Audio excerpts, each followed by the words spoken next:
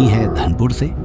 गांव के बीच में एक पुरानी हवेली है जिसे सब लोग पिशाच हवेली कहते हैं। कहते हैं कि रात को हवेली में किसी औरत को चीखें सुनाई देती है, खिड़कियां अपने आप खुल जाती है और वहां जाने वाला कोई लौटकर नहीं आता। गांव में तीनों दोस्त राजू, गोपी, सुनील तीनों बैठकर स्टडी कर रहे थे। अरे भाई लोग, रात हो गई, दरवाजे खिड़कियां बंद कर लो वरना पिशाच हवेली से आवाजें आने लगेगी। हाँ, सुना है पिछली बार रामू का बकरा भी वही गया था, फिर कभी नहीं मिला।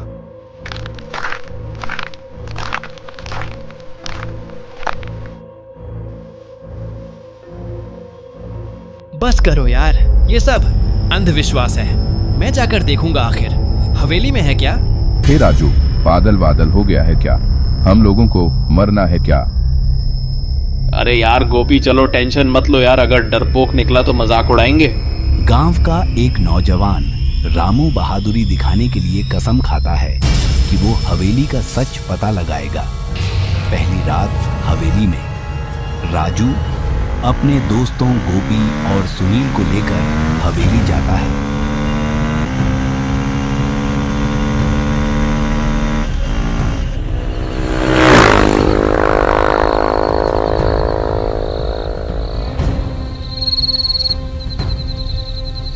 जैसे ही हवेली पहुंचता है, दरवाजा चरमराहट के साथ अपने आप खुल जाता है। ओ माँ, दरवाजा तो अपने आप खुल गया। अरे हवा होगी, डर मत खा। अंदर अंधेरा, टूटी खिड़कियां और पुराने जमाने की तस्वीरें। अचानक एक तस्वीर से खून की बूंदें टपकती हैं। सुनो, ये फोटो देखो, इसमें खून टपक रहा है। राजू घबरा जाता है, लेकिन गोपी को मजाक लगा। ये सब पुरानी हवेली का माहौल है, असली पिशाच नहीं है। तभी पीछे से किसी औरत की चीख सुनाई देती है। भागो रे भागो, यहाँ पिशाच है।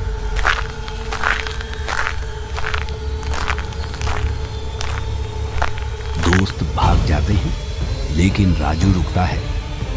राजू देखता है कि सीढ़ियों पर सफेद साड़ी पहने एक पिशाच खड़ी है। यह हवेली मेरी है। यहाँ जो आया वो जिंदा नहीं लौटा।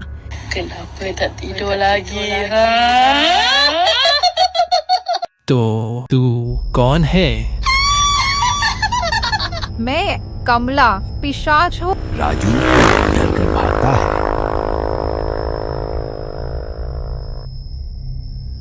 और गांव लौटकर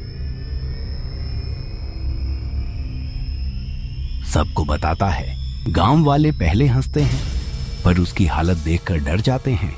बेटा, गांव में एक बूढ़े बाबा रहते हैं जिनके बारे में कहा जाता है कि वे भूत प्रेत विधा जानते हैं। जंगल में एक मंदिर है, उसी में रहते हैं। राजू बाबा को बुलाने जाता है।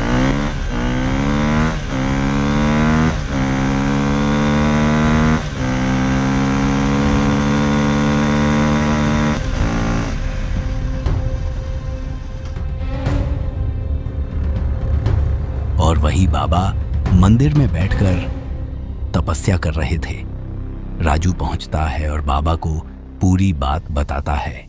बेटा, वो कमला पिशाच है। 100 साल पहले उसे धोखा देकर जिंदा दफना दिया गया था। उसका श्राप आज भी जिंदा है।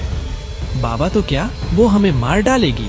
अगर उसका सच सामने न आया तो पूरा गांव उसका शिकार होगा। इधर गांव में हल्ला होता है। अरे रीना को कोई उठा ले गया। गोपी राजू के पास फोन करता है। वो राजू, रीना को कोई उठा ले गया। गोपी राजू को पूरी बात बताता है। बाबा, हमारे गांव में रीना गायब हो गई।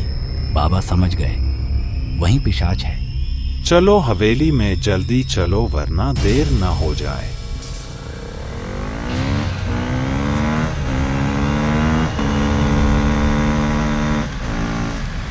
राजू और बाबा हवेली पहुंचते हैं। अंदर रीमा जंजीरों में बंधी होती है। मुझे तुम्हारा खून चाहिए, तभी मैं जिंदा रहूंगी। बचाओ मुझे बचाओ, ये पिशाच मेरा खून पी जाएगी। ओम श्रेयंबकम ओम श्रेयंबकम ओम श्रेयंबकम। चुप हो जा भुट्टे, मुझे कोई नहीं रोक सकता। दीवार तोड़ो राजू, जल्दी, इसका राज वहीं छुपा है।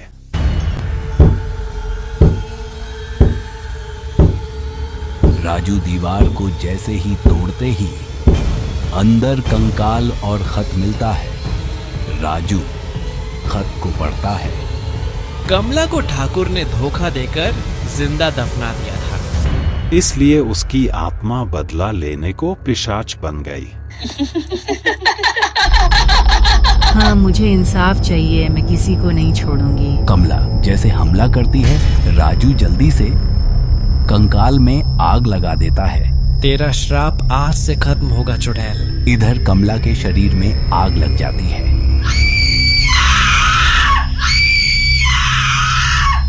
कमला राख बनकर उड़ जाती है।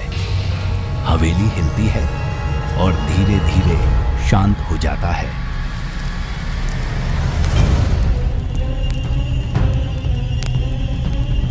और रीना पिशाच से बच गई। बेटा अब गांव की ओर चलो।